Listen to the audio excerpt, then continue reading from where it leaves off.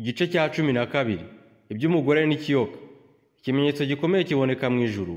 Bona umugore wambaye izuba, ukwezi kwari munsi y'ibirenge bye, ku mutwe yambaye ikamba ry'inyenyeri 12, kandi yari atwite, nuko atakishwa no kuramukwa, ababazwa n'ibisi. Mu ijuru haboneka ikindi kimenyetso, mbona ikiyoka kinini gitukura gifite imitwe 7 n'amahembe 10, no ku mitwe yacyo gifite ibisingo 7.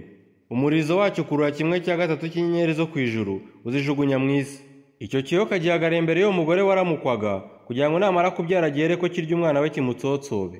Abyara umwana w'umuhungu uzaragiza amahanga ngo ni y'icyuma. Umwana we arasahurwa ajyanwa ku Mana no ku ntebe yayo. Uwo mugore ahungira mu butayu afite ahantu yiteguriwe n'Imana, kugira ngo bamugaburire yo kumara iminsi 1260. Mu ijuru habaho intambara.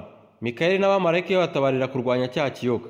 Ikiyoka kirwana n'abamarayika bacyo, nibanesha kandi mu ijuru habo ntihaba hakiboneka. Cya kiyoka kinini kiracibwa, aricyo ya nzoka ya kera yitwa umwanzi na Satani, aricyo kiyobya abari mu isi bose, nuko kijugunywa mu isi, abamarayika bacyo bajugunyanwa nacyo.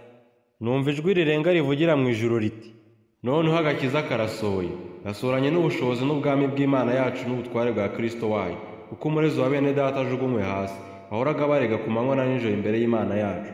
Nabo bamunesheje amaraso y'umwana w'intama n'ijambo ryo guhamya kwabo, ntibakunda amagara yabo, ntibanga no gupfa.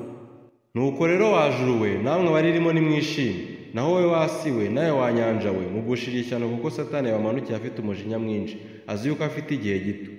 Nuko cya kiyoka kibonye yuko kijugunywe mu isi, gihiga wa mugore wabyaye umuhungu. Umugore ahabwa amababiri y'ikizu kinini kugira ngo aguruke ahungire mu butayu ahantu, aho agaburirwa igihe n'ibihe n'igice cy'igihe, arindwi icyo kiyoka.